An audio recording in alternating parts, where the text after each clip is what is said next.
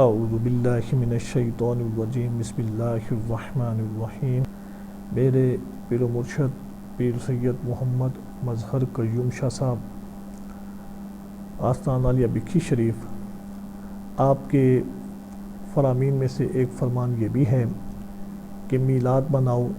اور سیرت اپناؤ۔ یہ مہینہ سرکار دو عالم صلی اللہ علیہ وسلم کی ولادت باسعادت کا مہینہ ہے۔ اس مہینہ کے اندر بہت سارے مسلمان سرکار دو عالم صلی اللہ علیہ وسلم کی آمد کی خوشی میں خوشیوں کا اظہار کرتے ہیں اور سرکار دو عالم صلی اللہ علیہ وسلم کا میلاد مناتے ہیں۔ جہاں ہم سرکار دو عالم صلی اللہ علیہ وسلم کا میلاد مناتے ہیں اور خوشیوں کا اظہار کرتے ہیں، وہیں ہمیں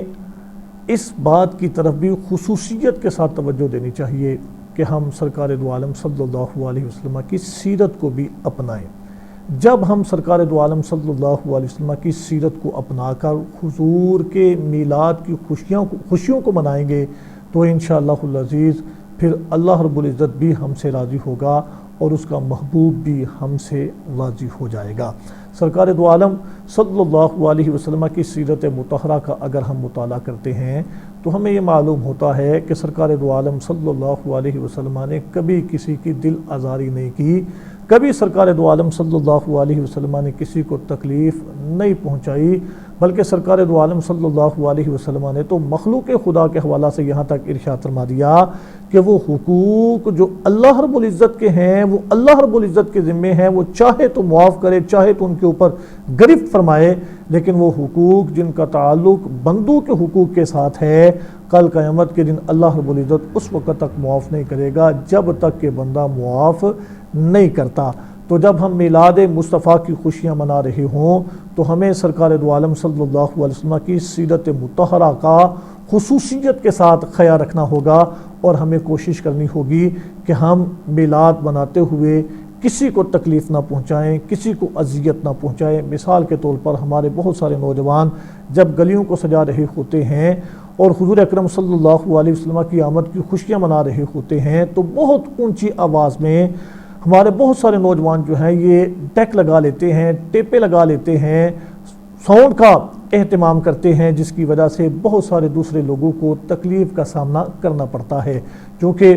جس گھر کے اندر اونچی آواز میں کوئی ڈیک یا ٹیپ لگی ہوئی ہوگی، ہو سکتا ہے کہ اس کو قرب و جوار میں کوئی ایسا شخص ہو جو کہ بیمار ہو اور اس کو اونچی آواز کی وجہ سے اس کے آرام کے اندر خلل آ رہا ہو۔ تو ہم نے یہ بھی کوشش کرنی ہے کہ جب ہم حضور کا میلاد منائیں تو ہم بہت زیادہ اونچی آواز میں لاؤڈ سپیکر نہ لگائیں، اونچی آواز میں ڈیک کو نہ لگائیں، کوشش کر کے اتنی آواز کے اندر لگائیں جتنی آواز آپ کے اپنے کانوں تک آتی رہے۔ اسی طرح دیکھنے میں آتا ہے کہ بہت سارے نوجوان، بہت سارے ساتھی رستوں کو بلاک کر دیتے ہیں، رستوں کو بند کر دیتے ہیں، جس کی وجہ سے لوگوں کو چلنے پھرنے کے اندر دشواری کا سامنا کرنا پڑتا ہے۔ تو آپ نے اس بات کا بھی خصوصیت کے ساتھ خیال رکھنا ہے کہ آپ نے رستے کو اس کا حق ادا کرنا ہے اور آنے جانے والوں کی گزر کا خصوصیت کے ساتھ خیال رکھنا ہے۔ آپ کے کسی عمل کی وجہ سے کسی کو کسی قسم کی تکلیف یا پریشانی کا سامنا نہ کرنا پڑے۔ کیوں؟ اگر آپ کسی کو تکلیف پہنچائیں گے تو یہ سرکار دو عالم صلی اللہ علیہ وسلم کی سیرت مطہرہ کے منافی چلا جائے گا۔ اور تیسری بات یہ ہے، آپ نے کوشش کرنی ہے میلاد مصطفیٰ کے دوران بلکہ اس پورے مہینہ کے دوران نماز 5 گانا کی پابندی کرنی ہے۔ کریم آقا جناب محمد مصطفیٰ صلی اللہ علیہ وسلم آپ کا ارشاد پاک ہے کہ نماز میری آنکھوں کی ٹھنڈک ہے۔ تو گرامی قدر حضرات، جب ہم حضور کا میلاد منا رہے ہوں تو ہمیں اور زیادہ کوشش کر کے نماز 5 گانا کی پابندی کرنی چاہیے، پابندی کے ساتھ نماز 5 گانا کو ادا کرنا چاہیے۔ جب ہم پابندی کے ساتھ نماز 5 گانا کو ادا کریں گے تو یقینی بات ہے ہم حضور کا میلاد بھی منا رہے ہوں گے اور حضور کی آنکھوں کو ٹھنڈک بھی پہنچا رہے ہوں گے، اس لیے کہ ہم وہ عمل کر رہے ہوں گے جو کہ اللہ اور اس کے رسول کو سب سے زیادہ محبوب ہے۔ تو اسی طرح آپ نے کوشش کرنی ہے اپنے گھر کو، اپنے محلے کو احسن طریقے کے ساتھ سجانا ہے، اور اس کے اندر کوئی لمبا چوڑا آپ کو عمل کرنے کی ضرورت نہیں، کیونکہ اللہ رب العزت کے ہاں تمہارے لمبے چوڑے اعمال نہیں دیکھے جائیں گے، اللہ رب العزت کے ہاں تمہاری نیت کو دیکھا جائے گا۔ تمہاری نیت کے اندر جس قدر اخلاص ہوگا، تمہاری نیت کے اندر جس قدر بہتری ہوگی، اللہ رب العزت تمہیں اسی قدر اجر و ثواب عطا فرمائے گا۔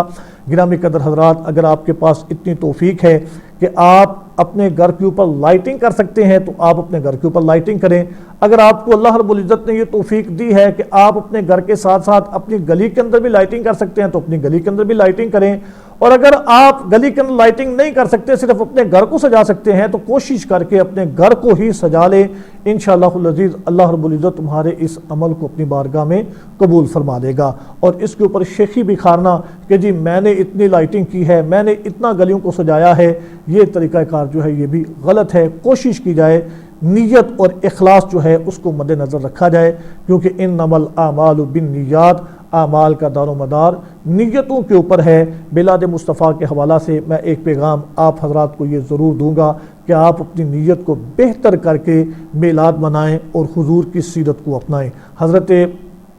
شاہ ولی اللہ محدث دہلوی آپ ارشاد فرماتے ہیں، میرے والد محترم شاہ عبدالعزیز محدث دہلوی میلاد مصطفیٰ کے موقع پر ہر سال بڑے لمبے چوڑے لنگر کا اہتمام فرمایا کرتے تھے۔ ایک دفعہ اتفاق سے گردش ایام نے آپ کو لمبے چوڑے اہتمام سے روک دیا اور آپ کے پاس تھوڑے سے بنے ہوئے چنے تھے۔ آپ نے وہی بنے ہوئے چنے جو تھے یہ غرباء، فقراء اور مساکین کے اندر تقسیم کر دیے، لوگوں کے اندر بطور لنگر تقسیم کر دیا۔ تو آپ کے دل کے اندر یہ خلش اور ملال ضرور تھا کہ اس دفعہ میں حضور کے شایان شان میلاد نہیں منا سکا، لیکن جب آپ رات کو سوتے ہیں آپ کے مقدر کا ستارہ چمک اٹھتا ہے، جاگ اٹھتا ہے، اور آپ کو سوتے ہوئے حضور اکرم صلی اللہ علیہ وسلم کا دیدار نصیب ہوتا ہے، اور آپ دیکھتے ہیں کہ حضور اکرم صلی اللہ علیہ وسلم جو ہیں ان چنوں کو تناول فرما رہے ہیں جو آپ نے میلاد کے موقع پر لوگوں کے اندر تقسیم فرمائے تھے۔ تو میری آپ سبھی ساتھیوں سے گزارش ہے، نیت کا اس کے اندر بڑا عمل دخل ہے، نیت کو بہتر کریں، اخلاص کے ساتھ حضور کے میلاد کے حوالہ سے جو بھی آپ نے پروگرام کرنا ہے وہ اخلاص کے ساتھ کریں۔ جب آپ اخلاص کے ساتھ کریں گے تو انشاءاللہ العزیز اللہ رب العزت آپ کو اور زیادہ اجر و ثواب عطا فرمائے گا۔ اللہ رب العزت ہم سب کو اعمال صالحہ کی توفیق عطا فرمائے، حضور کا میلاد منانے اور حضور کی سیرت کو اپنانے کی توفیق عطا فرمائے۔ وآخر دعوانا الحمدللہ رب العالمین۔